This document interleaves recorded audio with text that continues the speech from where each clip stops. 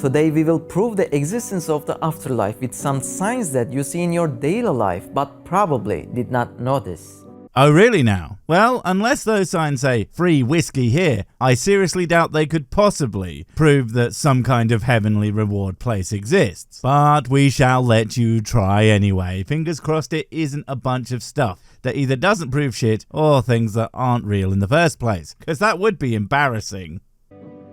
Which one is harder, constructing a building for the first time or constructing a second similar building right after? Of course you say that making something for the first time is harder and doing the same thing for a second time is easier and much more simple. I'm not sure about that because it depends entirely on the situation. Is it you on your own or with other people that might not want to be there for the entire duration of 2 builds? Did you start with enough material for both buildings, or are you going to have to scavenge for more? Do you have the room for a second building, or are you going to have to squeeze it into a now much tighter space? Is that space stable and flat as the first? Since building on a mountain is probably much harder than in a field, how much time is there between the 2 builds? Because if you're older, you maybe aren't going to remember what you did first time and possibly not even be physically strong if it is long enough. But sure, all variables being the same, doing a project a second time is usually easier because of experience and yada yada yada yada. But life rarely works out quite that neat.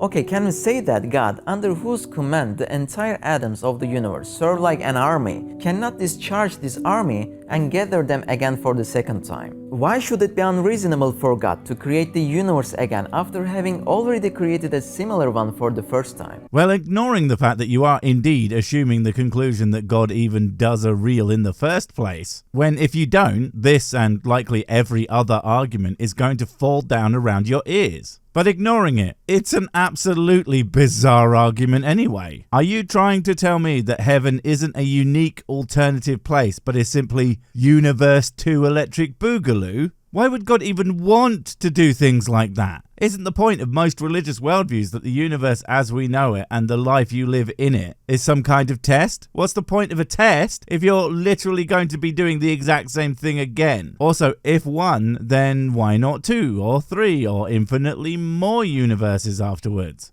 All with their own life forms doing their thing, and considering they all themselves are so big that they can certainly sustain the life of one of nigh infinite planets. Well, again, it's hard to see what the point could possibly be.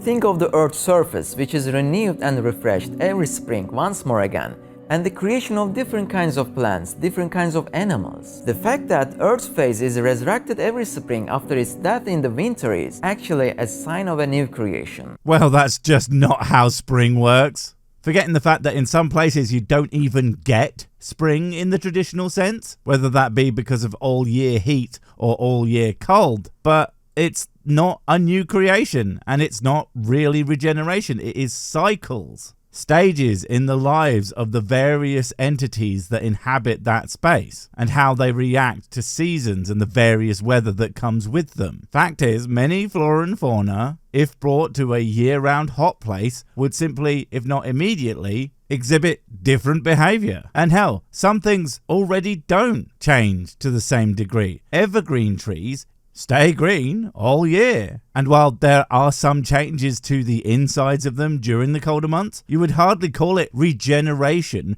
just because the snow finally cleared up. Besides, there are no degrees of easy and difficulty for God, the Almighty. Naturally, a new creation will be infinitely easy for God. I mean, the initial creation of the universe and the constant creation we see in the universe are also proof for life after that. So your entire point about doing things more than once getting easier is utterly irrelevant anyway when applied to God. Way to open up by going, my first argument is completely redundant. And that's not even addressing that, again, you have to actually demonstrate that omnipotence is actually a characteristic of a G-man who also you have to prove exists. And finishing up with, of course, a thing that is not in any way a resurrection of anything, but new entities being born. Yet that somehow proves an entirely separate universe that is also the same but nicer maybe. Damn, if you are putting your strongest foot first, I cannot wait to find out how stupid your follow-up points are going to be. Holy shit. A generous person treats others to the extent of his wealth. For example, while a generous student can offer a cup of tea, a generous king offers a rich and big dining table. Really, look, I'm not trying to shit on the desperately impoverished. I have very much been there myself. In fact, before starting this channel, I was at the level of a simple bag of chips from the takeaway was kind of a luxury. But a cup of tea is not generosity. As a British person, it's standard goddamn operating procedure. Fancy a cuppa are the 5 most uttered syllables in British English. And second, as a person who cannot bloody stand tea, yes, I'll be returning my British card in the post soon. It doesn't feel generous, it just feels like a thing that I don't get to have and everyone else does. So I just have to stand there like a fool with my free pint of whiskey. Simply, as the riches and generosity increase, treats increase accordingly. Well, what if generosity and riches become infinite? God's blessings should be infinite since He is the one with infinite generosity and wealth.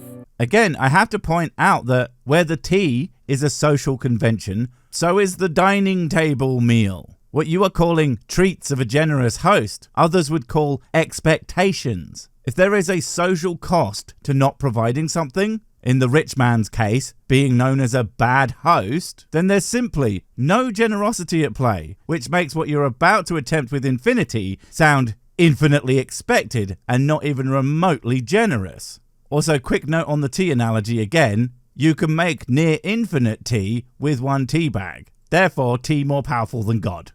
However, this definition does not fit in with this small gas size of the world and a short life that is put down with death.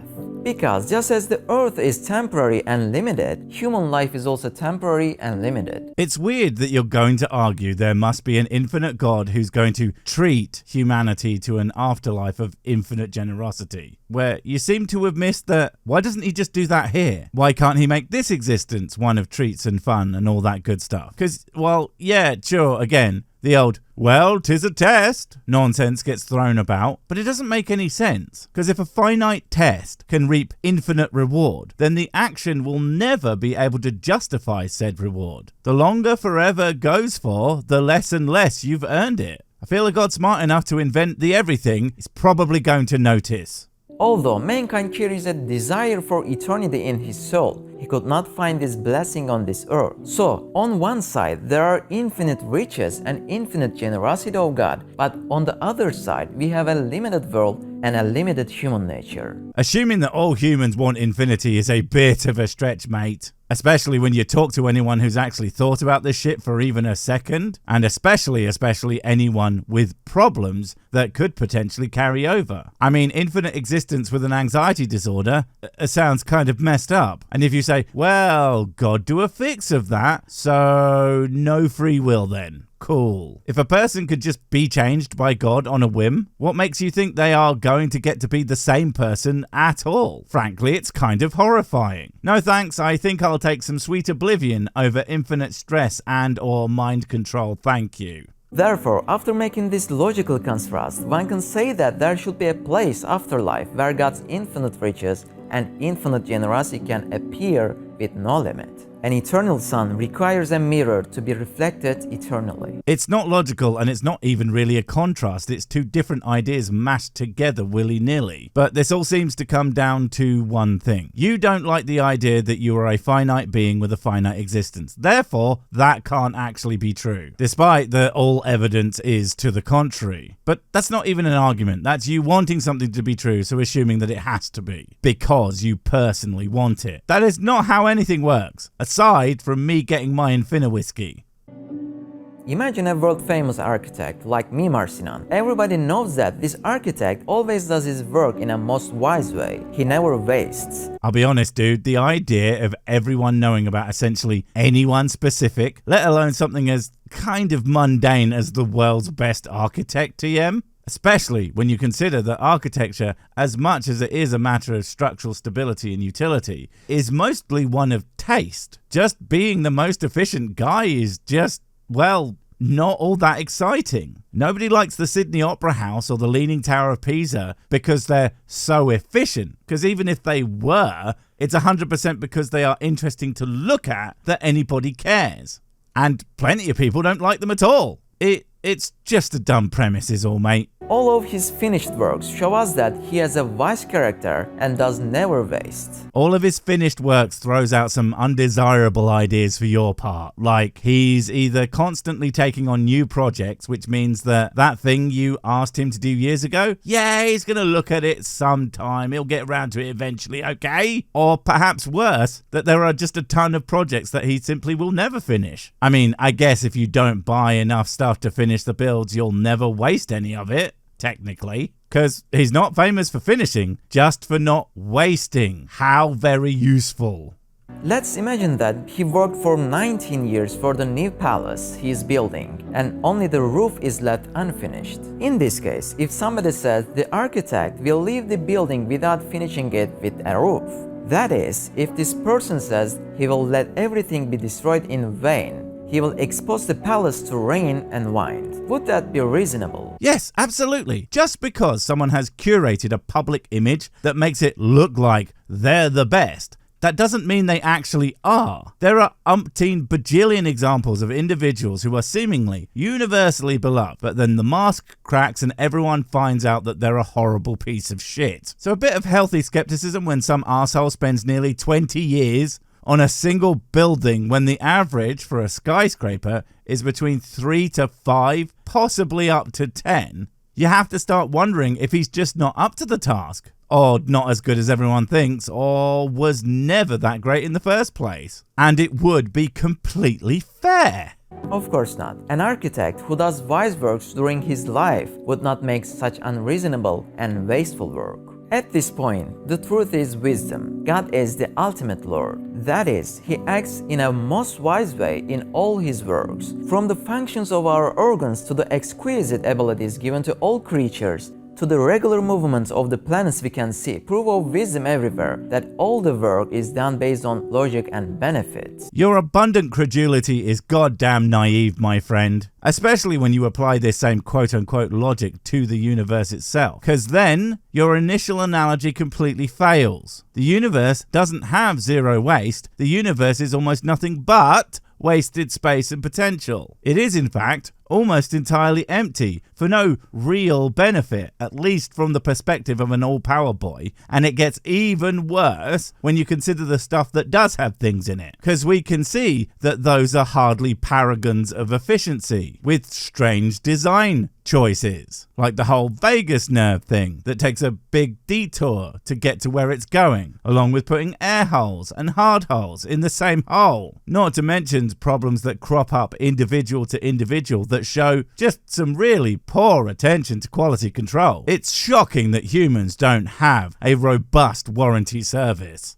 God built a palace like the earth and created living creatures for great purposes with unmeasurable expenses. God put people on an important test. Of course, He will not waste all these valuable beings created with great expenses by not finishing this palace of the world with a roof of afterlife. We see signs of wisdom in every work of God, and He would not make such a waste, which is the opposite of His wisdom. God will definitely place the roof of afterlife on the top of this place of world. First off, what expense? You said difficulty didn't apply to him, and financial/material cost is a difficulty of its own, so who cares? It'd be like praising a billionaire for actually paying for his meal, as if everyone else isn't expected to do the exact same, just because he's rich. And I knew it's a test, because of course. But again, a test that lets you do the exact same task over and over and over again instead of leading to bigger and better things is not a test. It's just wasting your goddamn time. And of course, there's you assuming that having no roof isn't part of the plan. If there is a God, what's to say live, do some stuff, die, isn't exactly what He has planned for you? Why not be happy you got to experience anything in the first place instead of demanding God give you all the things that you think you deserve? You ungrateful little bastard. God is just. The desire we feel for justice, even in the slightest injustice, is a feeling given to us to understand God is just. Or God doesn't real, and the feeling of justice people tend to experience, that likely comes from an evolutionary survival adaptation, is exactly the kind of thing one might want the guy you make up to explain the universe to have, especially if you see justice as a good thing. Of course, your guy is going to be described as that. And when I say described, I mean that doesn't mean he's presented as such, but I'll put that down to poor writing instead of an intentional design choice. God's justice appears in two ways. The first is that God created everything according to a measure and at a proper place. We can see this everywhere. Many examples can be given, such as a certain measure in the oxygen-nitrogen balance in the air, the rotation of the planets with a certain measure, or a certain amount of power and properties given to living creatures. That is a wildly broad definition that, well, I don't know anyone who would describe something being where it's supposed to be as justice, aside from the other definition of justice that you're going to make, which would be prisoners being in jail. And what you are actually arguing here, whether you know it or not, and if you don't, oof, is fine-tuning. But the thing about fine-tuning arguments is that they are arguments that forget that, of course, you exist in a universe that supports your existence. You wouldn't be in it if you didn't, unless there was a God allowing you to be there despite its inability to support your life. Now that would be an actual proof for the God guy, whereas points like this actually make him accidentally redundant. The other manifestation of justice is to punish the unjust and the guilty. Well, I really think God should start with himself. He knows what he did, and I will not stand another moment until he corrects his error and kills all the Who-Man. And that's not just an excuse for me to sit around on the couch all day and order pizza. Wait a minute. However, we see that many cruelties and injustices in the world are not fully punished here. Think about it, people who killed millions of people can live a comfortable life and leave this world. Or on the contrary, innocent people who have done good things all their lives can be subjected to many injustices and persecution and can pass away in this way. Oh, this is just the same thing from before. I don't like something, therefore a way I would like it must be the way it really is. But that's just an argument from consequence. X results in a bad thing, therefore X cannot be true. But that's just very obviously not the case. If you want to use the world filled with injustice as proof that no, actually it's super just, really, well, I think you simply just don't understand how the world works, mate. So the most important part of the rewards and punishments is postponed to a greater courtroom for the full realization of justice. Okay, let's say that was true, but why though? Seriously, God wants to prove how super mega hyper just he is, but he's not actually gonna turn up and do something about it until after the terrible things have happened? That's like a fire service that only ever turned up to smoldering ashes, and then going on to say that they have the fastest arrival to fire dowsel speed in the business. That's not some greatest firefighting force that's ever lived. It's a bunch of lazy assholes LARPing as heroes while they wait for the problem to solve itself. If an all-powerful being doesn't mete out justice at the source, then he's either not all-powerful or not even remotely just. Small crimes are tried in small courts. On the other hand, big crimes are tried in large courts. For example, if a little quarrel occurs between two people, they can be reconciled immediately. However, a serious argument that ended up injuring each other can only be resolved in a great court. What are you talking about? Each of those things in most places are matters for smaller courts. You're talking about interpersonal conflict. Two people with grievances towards each other don't go to the higher courts. Higher courts are for crimes, where the state is your opposition, not the person you hurt. And the same potentially for someone if they hurt you. And also assumes that even most conflicts get any kind of legal remedy whatsoever. Hint, they freaking don't. If you are going to use an analogy, try not to have one that fails immediately from your own ignorance, god damn it. Similarly, the major crimes happening around the world are not resolved here immediately. They are postponed to a larger court. The manifestation of the name just of God, which we see all over the universe, proves to us the afterlife and the great court there.